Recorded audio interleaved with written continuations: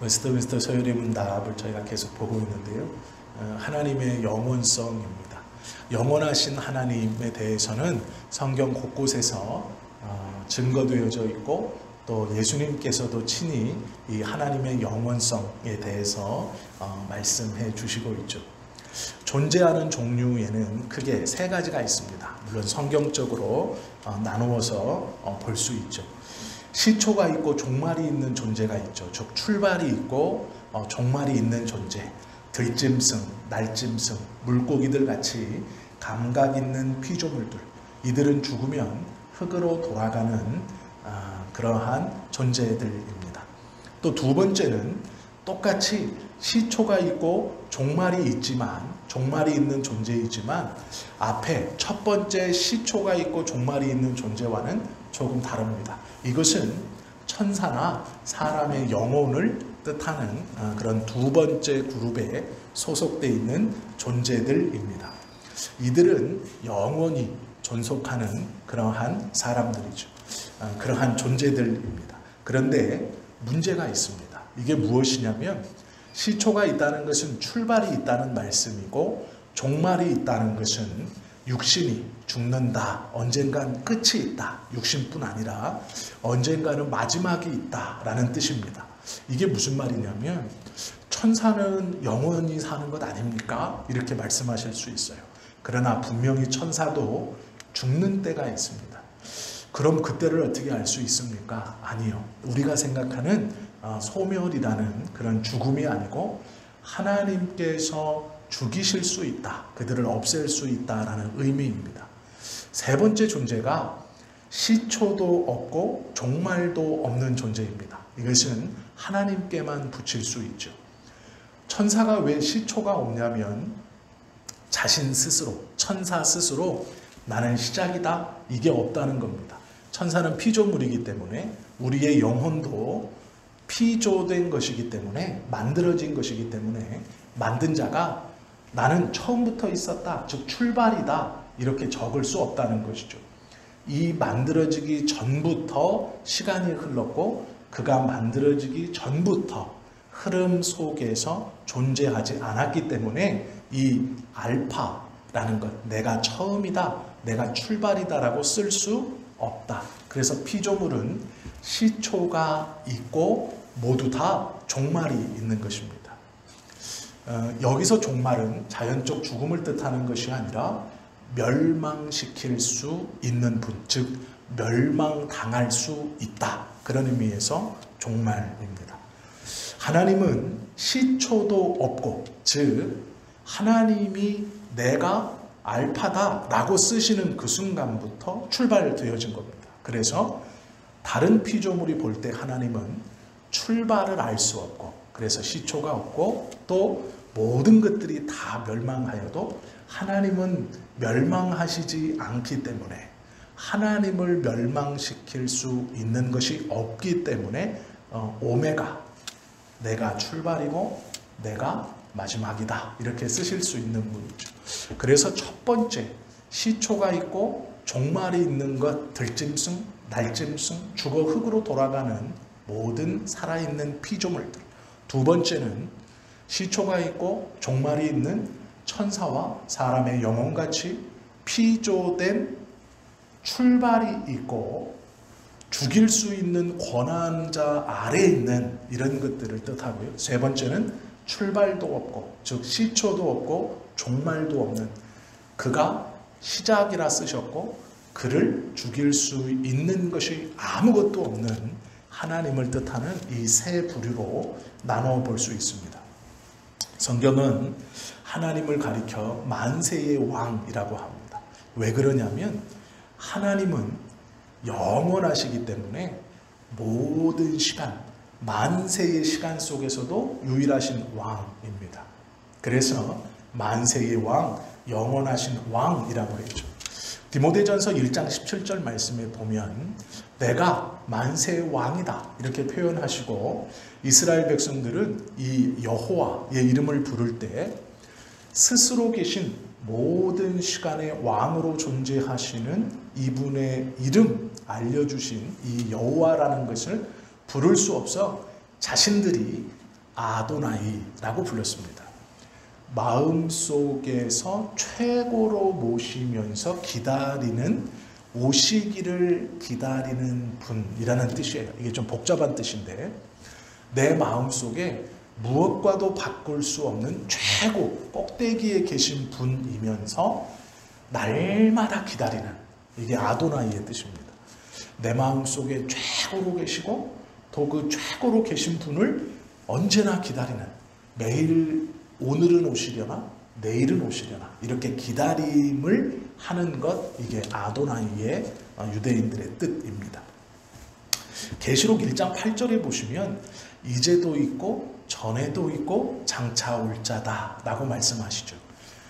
출발 전에도 계셨다. 모든 것들이 피조되기 전에도 계셨다. 그리고 지금도 계시고 미래에도 오실, 이 현재와 과거와 미래에 동일하게 존재하시는 영원하신 하나님, 이 하나님을 가르치는 것이죠. 히브리서 1장 8절에 보면 하나님이여 주의 보좌가 영영하며 라는 말씀이 있어요. 우리 생각에 하나님이 영원하시니까 보좌도 영원하구나 이런 뜻입니다. 그 뜻이 맞는데요, 몇 가지 특별함이 있습니다. 우리가 한번 생각해 볼 게 무엇이냐면, 이 말씀을 보기 전에 천사들의 창조에 대한 이야기입니다. 천사들이 언제 만들어졌을까요? 천지창조를 하실 때 창세기 1장에 보면 천지창조에 대한 이야기가 있죠. 그때 많은 초대 교회의 신학자들, 그리고 심지어는 교황 중 그레고리 교황까지도 이 성경을 묵상하면서 천사들의 존재가 언제 있었을까라는 것을 고민했습니다. 그리고 모든 사람들이 함께 동의한 것은 하늘을 만드셨을 때, 즉 둘째 날 천사들을 창조하셨을 것이다. 천사들이 둘째 날 창조되었을 것이다 라고 말합니다. 이것이 전통적인 견해입니다. 즉 천사들은 흑암이 있고 그 흑암 위에 하나님의 신이 운행하실 때는 하나님밖에 없었어요.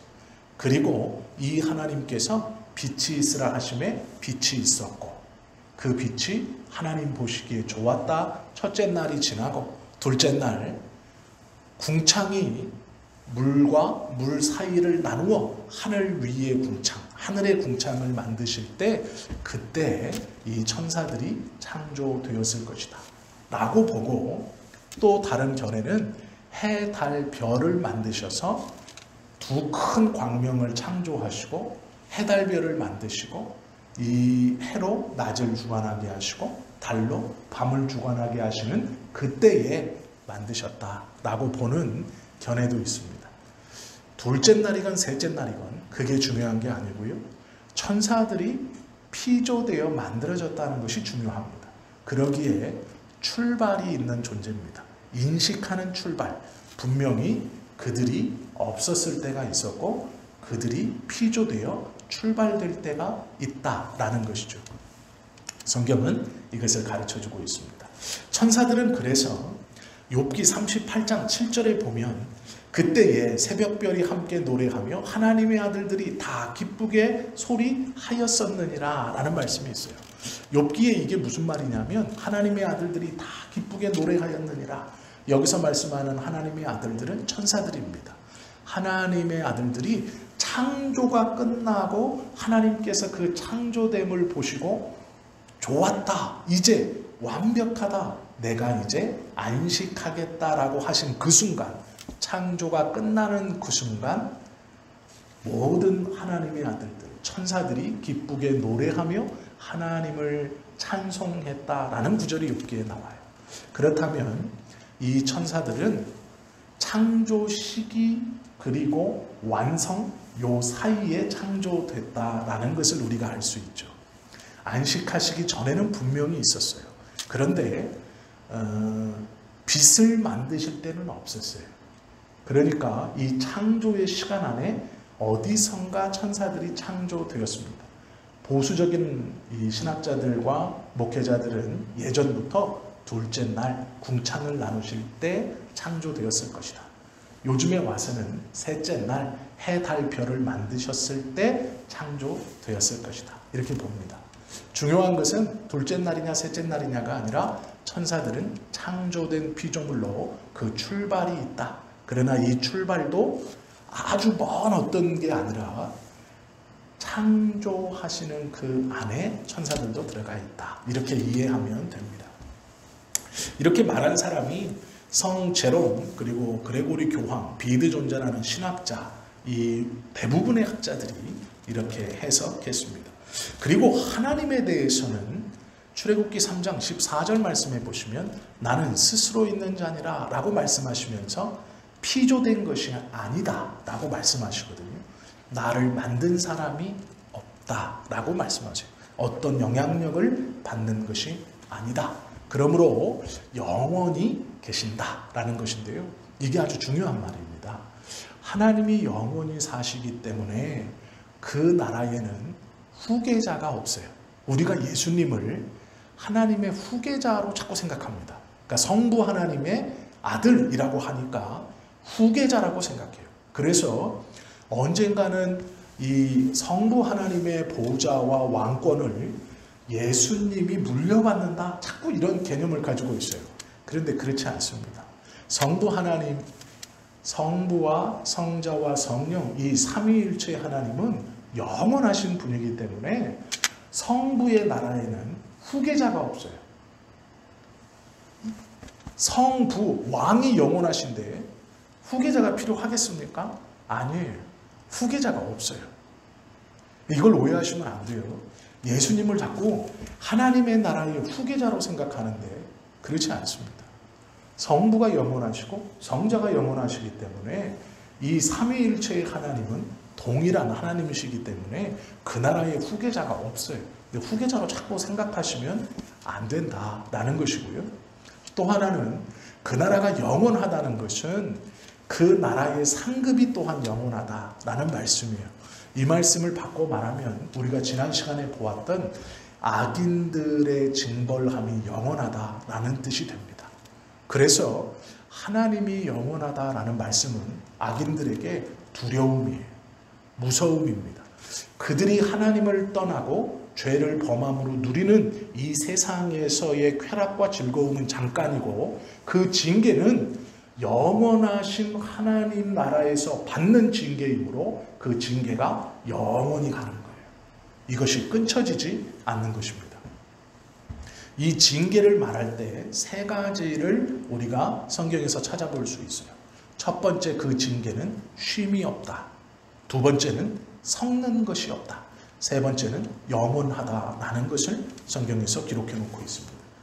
악인들이 영원하신 하나님 앞에 징계를 받을 때 쉼이 없다라는 것이 무엇이냐? 계시록 14장 11절에 보시면 누구든지 밤낮 쉼을 얻지 못하리라 라는 말씀이 있어요. 그 징계를 받으면서 쉬는 것, 그게 없다는 거예요. 고통이 쉼 없이 계속해서 동일하게 이루어지고 있다라는 거예요. 자기가 받는 고통이 이렇게 충격처럼 세게 왔다가 조금 쉬어서 약하게 오고 이제 견딜만하네, 그런 게 없다는 겁니다. 끊임없이 계속해서 그 고통이 밀려드는데 이 고통이 쉬거나 편해지거나 한숨을 돌릴 수 있는 그런 상황이 아니라는 거예요. 쉼 없이 계속해서 그 징계가 내려진다라는 것이고요. 섞는 것이 없다라는 것이 조금 민감한 얘기인데 신명기 33장에 보면 아셀이 이렇게 벌을 받는데요. 아셀에 대한 징계 이야기 중에 뭐라고 나오냐면요. 아셀이 신발을 신는데 그 신발이 철로 만든 신발이라고 나옵니다. 쇠신발. 아셀의 발이 쇠신발을 신고 있어요. 그럼 생각을 해보십시오. 쇠 덩어리로 된 신발을 신고 걸어가는 거예요. 얼마나 고통스러울까요? 걸음을 걸어지지도 않을 뿐더러 그 무거운 쇠덩어리가 발을 감싸고 있어요. 그런데 이 섞였다라는 게 뭐냐면 이 신명기 33장에 보면 이 아셀이 쇠신발을 자신의 발이 쇠 신발에 꽉 묶여 있어요. 그런데 이게 얼마나 고통스러울 거예요. 근데 그 다음 말씀이 뭐냐면 그 발이 기름에 잠겨 있다, 이런 말씀을 하세요. 그 발이 미끈미끈한 기름에 잠겨 있다라고 말하세요. 우리가 이걸 상상해 봐야 돼요. 아셀이라는 자가 징계를 받는데 그의 발이 쇠신발에 탁 잡혀 있는 거예요. 얼마나 무겁고 아프겠습니까? 그런데 그 쇠신발로 잠겨진 이 발이 어디에 있냐면 기름 속에 들어가 있어요. 미끈미끈한 기름 속에. 그래서 빠지진 않지만, 무겁지만 꽉 옥죄는 고통이 아니라 이것이 미끈미끈 거리게 해주신다는 거예요. 이게 뭐냐면 고통 가운데 있지만 자비를 섞어주시겠다는 얘기예요. 견딜 수 있을 만큼. 너희가 고통을 받지만 그 징계와 고통은 견딜 수 없는 것이 아니라 견딜 수 있는 자비를 섞어주시겠다라는 거예요. 지옥이 왜 두렵냐면 하나님의 자비가 없기 때문이에요. 지옥은 하나님의 공의만이 있는 곳입니다. 봐주는 것이 없어요. 하나님의 공의, 죄에 대한 심판과 징계가 아무것도 섞이지 않고 그대로 하나님의 자비가 들어오지 않고 하나님의 자비하신 견딜 수 있게 해주심이 없이 계속해서 그 징계를 쉼없이 받는 곳, 아무것도 섞이지 않은 곳, 하나님의 공의만이 펼쳐지는 곳이 지옥입니다. 우리가 하나님의 공의, 하나님의 정의가 이 땅에 하수와 같이 강같이 흐르게 해주십시오라고 말할 때 자칫 잘못하면 이 땅의 모든 사람들은 견딜 수 없는 고통, 자비가 섞이지 않은 고통에 빠질 수 있어요. 하나님의 공의를 구하는 것은 굉장히 위험한 발상일 수 있고 어쩌면 지옥에서 하나님의 공의가 100% 보여지는 것이라는 것을 우리가 안다면 하나님의 공의를 우리의 삶에서 감히 구할 수 없죠. 왜요? 그 하나님의 공의의 자에, 공의의 저울에 자비가 올라가 있지 않다면 우리 또한 그 징계를 받을 수밖에 없기 때문에 그렇다라는 것이죠. 계시록 14장 10절에 보면 그도 하나님의 진노의 포도주를 마시리니 라고 말해요. 악인들에 대한 거거든요. 그런데 진노의 포도주를 마신대요. 포도주를 마시는데 어떤 포도주를 마시느냐? 그 진노의 잔에 섞일 것이 없이 부은 포도주라. 좀 물타지 않은 포도주예요. 이것은 예수님께서 십자가에 달리셨을 때 그 십자가 아래에서 예수님의 고통을 보고 신 포도주를 적셔서 이 나무 끝에 헝겊을 말고 거기에 쓸개와 신 포도주를 섞어가지고 흠씬 그걸 적셔서 이 십자가에 달린 죄인들의 입에다가 이렇게 막 이렇게 뱉습니다. 그러면 그 죄인들이 이것을 이제 쭉 빨아먹어요. 마지막 힘으로 쫙 빨아들입니다. 이게 뭐냐면 마취제 같은 거예요. 그래서 통증을 좀 적게 느끼는 겁니다. 그러니까 빨리 죽으면서 통증을 못 느끼는 거예요. 이 쓸개를 통해 빨리 죽이는 것도 하지만 포도주를 통해서 그 쓸개에 비릿하고 독한 것을 포도주로 감싸서 막 억지로 집어넣는 거예요. 그러면 이걸 먹으면 이제 통각이 마비가 옵니다. 그리고 이제 자연스럽게 죽어갈 수 있는 거예요. 너무 큰 고통에 죽지 않는 거예요. 그래서 십자가에 달린 죄인들에게 이 쓸개 탄 포도주를 이렇게 먹이는 것은 합법적인 일이었어요. 그들의 고통을 빨리 이렇게 끝내주는, 그리고 이렇게 목숨을 좀 빨리 갈 수 있게 하는 그런 것이었습니다. 이것이 없다는 거예요. 이 말은 뭐냐면 너희들이 고통 가운데 죽어가는데 이 고통을 빨리 끝낼 수 있는 쓸개를 탄 포도주가 아니라 그냥 포도주. 그러니까 이거죠. 더욱더 감각을 민감하게 하고 더욱더 또렷하게 하는, 정신이 몽롱했다가 포도주를 통해 더욱더 통각이 살아나게 하는, 이 쓸개를 타야 먹고 빨리 이렇게 죽을 것인데 그렇지 않다는, 아무것도 타지 않은 포도주를 마시리니, 이 말은 고통받는 자의 이 아련이 멀어지는, 꺾어지는 의식을 다시 세워놓겠다는 뜻이에요. 이게 아무것도 섞이지 않은 포도주를 마시게 하겠다라는 의미예요. 그 고통과 그 아픔을 더 또렷이 느끼게 하겠다. 이 의미가 섞이지 않는이라는 뜻이에요. 아무것도 섞지 않는 포도주, 그것을 주시겠다라는 뜻입니다. 죄악의 쾌락을 잠시 누리고 영원의 고통을 받는다. 악인들의 고통은 영원하다. 짧게 누리고 길게 고통받는 것이 악인이죠. 계시록 14장 11절 말씀에 보면 그 고난의 연기가 세세토록 올라가리로다 라고 말씀하고 있어요. 계시록 14장에는요, 징계받는 자들, 하나님의 나라에서 징계받는 자들의 징계가 기록되어 있는데, 이 징계를 뭐라고 그러냐? 밤낮 쉼을 넣지 못하리라. 누구든지 밤낮 쉼을 넣지 못하고 그 징계 가운데 나아갈 것이다. 아무것도 섞지 않는, 하나님의 자비가 섞이지 않는 온전한 징계의 포도주를 먹게 돼요. 그 고통으로 정신이 혼미해지지 않도록 정신은 바짝 살아난다는 것. 그 고통이 무엇인가를 더 실감할 수 있도록. 그런데 이 고통이 어떻게 오느냐? 그 고난의 연기가 세세토록 올라갈 것이다 라고 말씀하고 있어요. 그래서 악인들의 징계는 하나님의 나라에서 쉼없이 섞인 것이 없이 영원하게 당할 것이다 라고 말씀하는 거예요. 이게 요한계시록 14장 10절, 11절의 말씀이에요.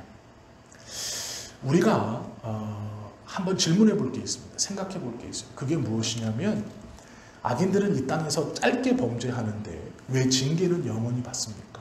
그러면 불합리한 것 아닙니까? 짧게 죄를 범하고 그 죄를 범한 것에 대한 쾌락도 짧게 누렸는데 왜 하나님은 그 징계를 영원히 이렇게 내리신다고 하십니까? 이것은 불공평한 것 아닌가요? 라고 물을 수 있습니다. 그런데 문제가 있어요. 이게 하나님의 영원성과 관계가 있는 겁니다. 왜 그러냐면, 악인들이 죄라는 것을 통해 하나님을 거역하고 하나님을 떠나 지은 그 범죄에 대한 결과로 이 땅에서 짧은 달콤함을 누립니다. 그리고 그 징계를 영원하신 하나님 앞에서 심판받고 징계를 당하는 데 있어서 하나님이 영원하시기 때문에 그 악은 이 땅에서 짧게 범한 게 아니라 그 거역은 영원하신 하나님에 대한 영원한 거역이기 때문에 영원한 형벌로 나아가는 겁니다. 악인이 이 땅에서 짧은 시간 죄를 범하여 그 쾌락을 누렸지만 이 죄는 영원하신 하나님 앞에 범한 것이에요. 즉 영원하신 하나님께 범한 것이기 때문에 그 죄의 결과가 영원히 가는 거예요.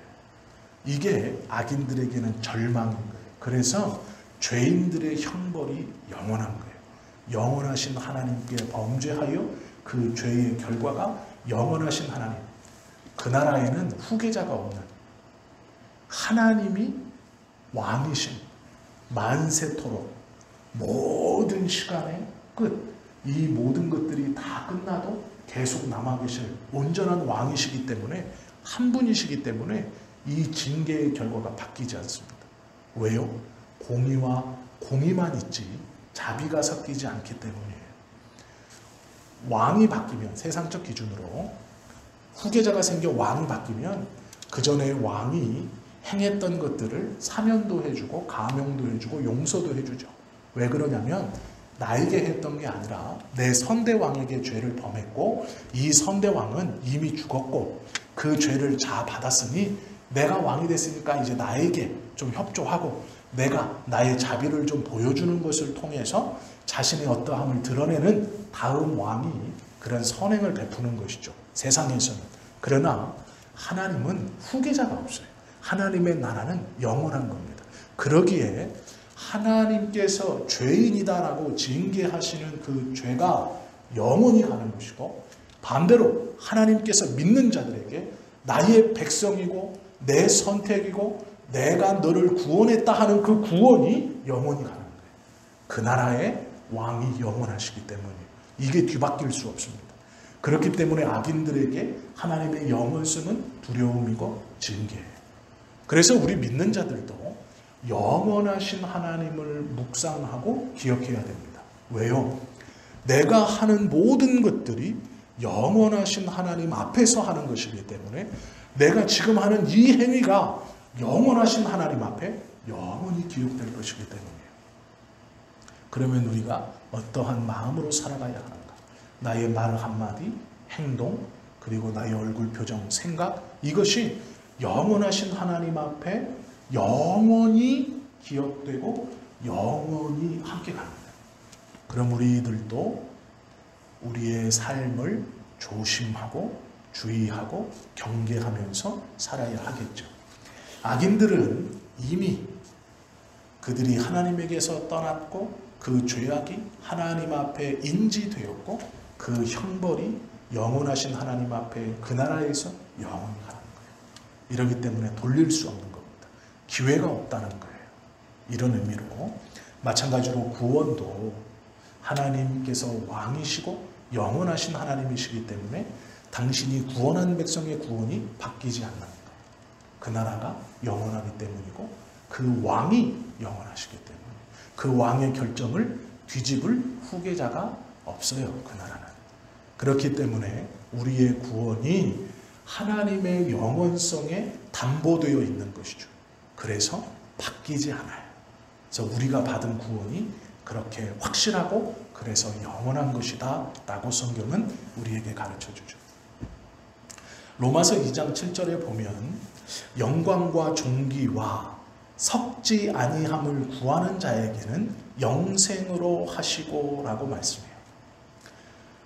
고난을 받는데 그 고난 가운데서도 하나님을 기억하고 하나님께서 주시는 이 영광, 존귀, 여기에 내 편한 대로 무엇인가를 가미해서 내 편한 대로 생각하지 않고 하나님이 오로지 우리에게 주시는 영광과 존귀를 구하고 원하는 자, 고통받을 때 영원한 하나님의 나라의 영원하신 상급을 바라보고 그 하나님이 주실 영광과 존귀를 온전히 사모하는 자에게 영원으로 그 상급을 주신다. 이렇게 말씀하고 있죠. 데살로니가전서 4장 17절 말씀에 보면 항상 주와 함께 있다 이렇게 말씀하세요. 그 나라에 항상 주님과 함께 있다. 그리고 베드로전서 5장 4절에 보면 시들지 않는 면류관을 얻는다 이렇게 말해요. 그런데 그 앞에 무슨 말이 있냐면 영광의 면류관을 얻는다 이렇게 말하고 있어요.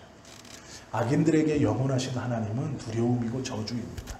그러나 우리들에게 영원하신 하나님은 우리들에게 베풀어 주신 그 영광과 그 은혜와 그 존귀가 영원하다는 보증이에요.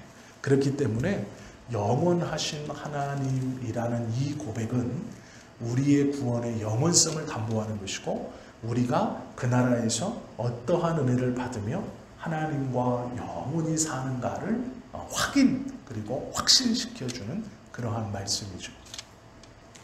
영혼에 관해서 우리는 생각하고 고민해야 됩니다.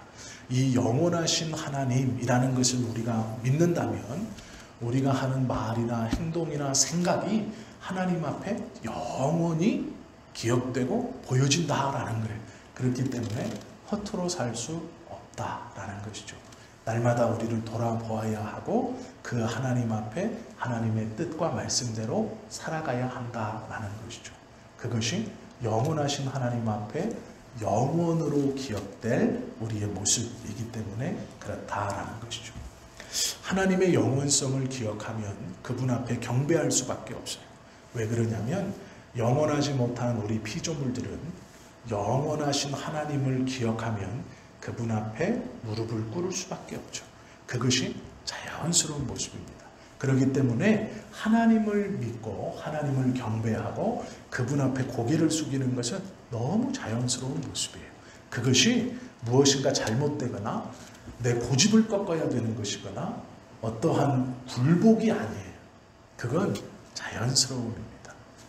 영원하신 나라의 영원하신 왕 앞에 유한의 시간을 사는 피조된 우리들이 그의 권위와 그의 영광 앞에 자연스럽게 경배하는 것은 그것이 자연스러운 삶의 모습이에요.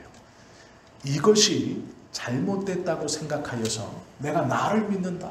나는 나를 믿지 다른 것을 믿지 않는다. 라는 것은 죄이고 그것은 용서받지 못할 범죄이며 죄의 결과를 낳아요.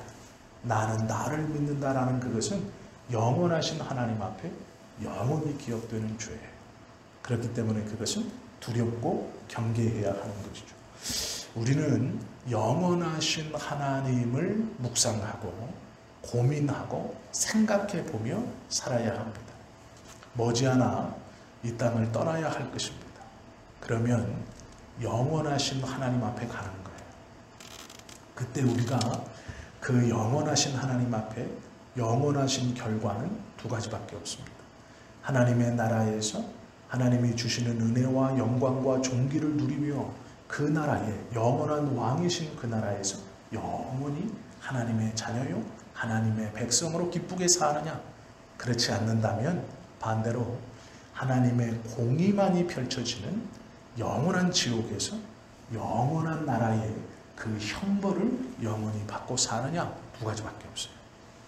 그렇기 때문에 믿는 자를 포함해서 믿지 않는 자들도 이 영원하신 하나님에 대해 묵상해보고 생각해보아야 한다라는 것이죠. 저들에게는 두려움과 저주인 것이에요. 우리에게는 기쁨과 구원의 확신이 영원하신 하나님이라는 말씀이죠. 우리가 영원한 행복에 관해서 진지하게 고민하고 산다면 이 땅에서 잠깐 나에게 유익을 주지만 하나님 앞에서 범죄하게 되는 많은 행동들을 고쳐갈 수 있고 하지 않을 수 있을 겁니다. 영원 앞에 이 땅에서의 삶은 정말 잠시이고 그 삶 중에서도 그 쾌락, 죄를 지으며 누리는 쾌락은 더 짧은 시간이기 때문에 그렇다라는 것이죠.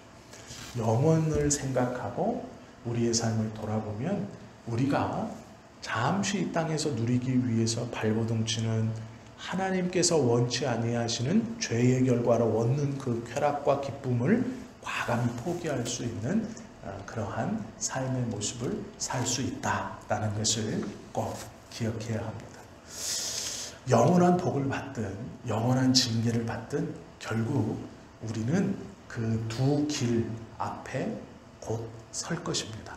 누군가는 좀 더 빨리 설 것이고 누군가는 우리의 시간으로 조금 더 늦게 설 것이지만 모든 곳에 과거와 현재와 미래에 동일하게 오셨고 존재하시고 오고 계시는 그 하나님 앞에 다 서는 겁니다.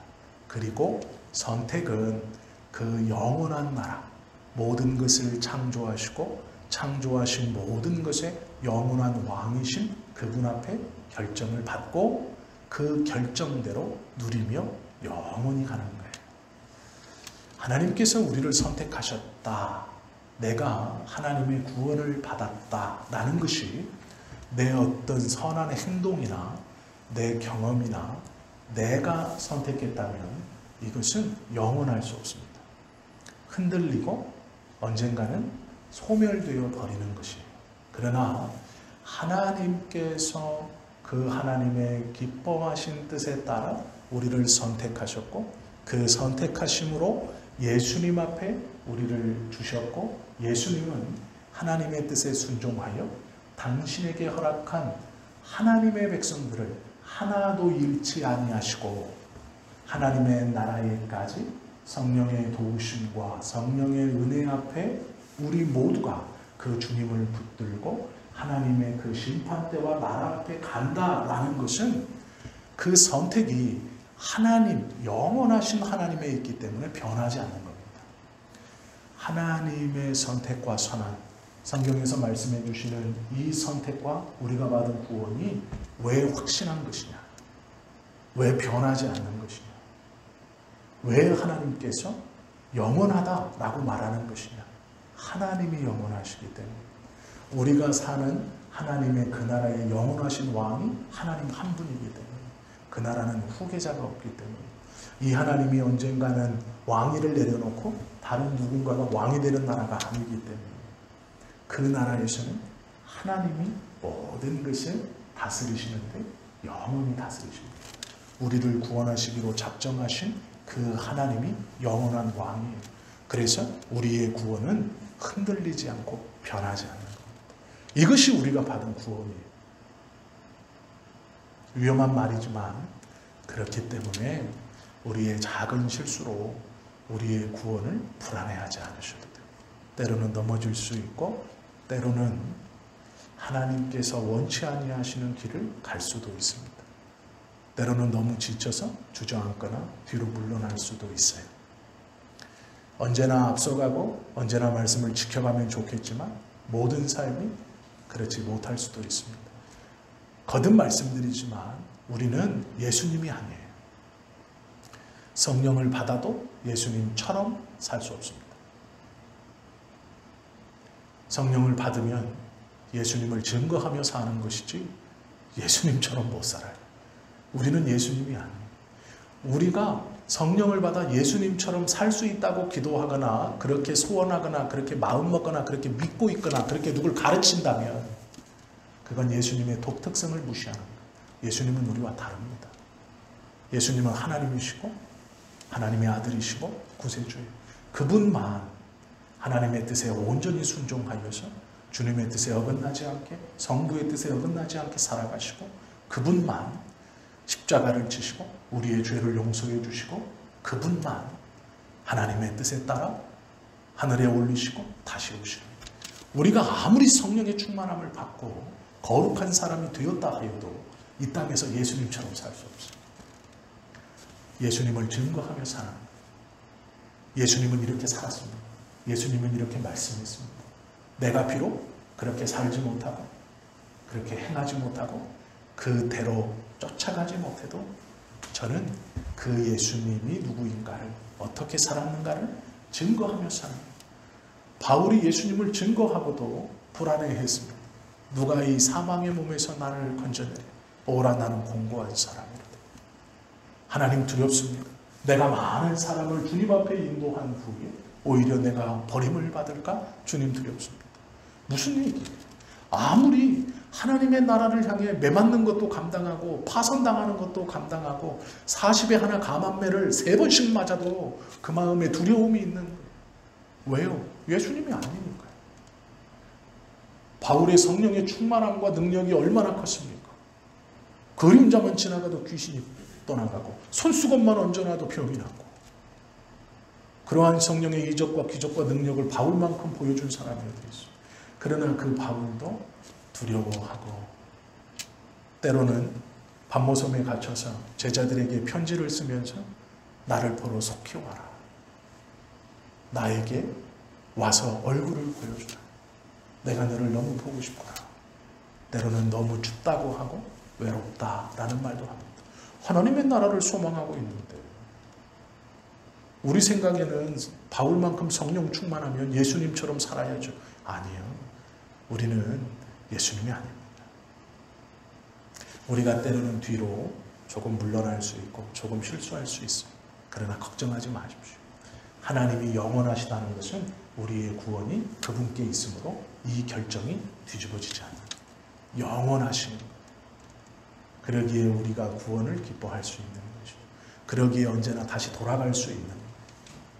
이것이 취소되거나 변개되지 않기 때문에 다시 깨닫고 돌아가는 탕자처럼 다시 언제나 돌아갈 수 있는 은혜가 우리 앞에 있다라는 것이죠. 예수님은 증거되어지는 분이지 예수님처럼 살 수 있는 것이 우리들이 아니에요. 그래서 꼭 우리가 기억할 수 있어야 됩니다. 하나님의 영원성은 우리의 구원에 있어서 너무도 중요한 겁니다. 우리의 구원의 보증이 하나님의 영원성이기 때문이에요. 그곳에서 출발하기 때문에 그렇습니다. 오늘 우리가 하나님에 대해서 함께 보면서 짧게 하나님의 영원성에 대해서 성경에서 나타나 있고 말씀하신 것을 통해 함께 나누었습니다.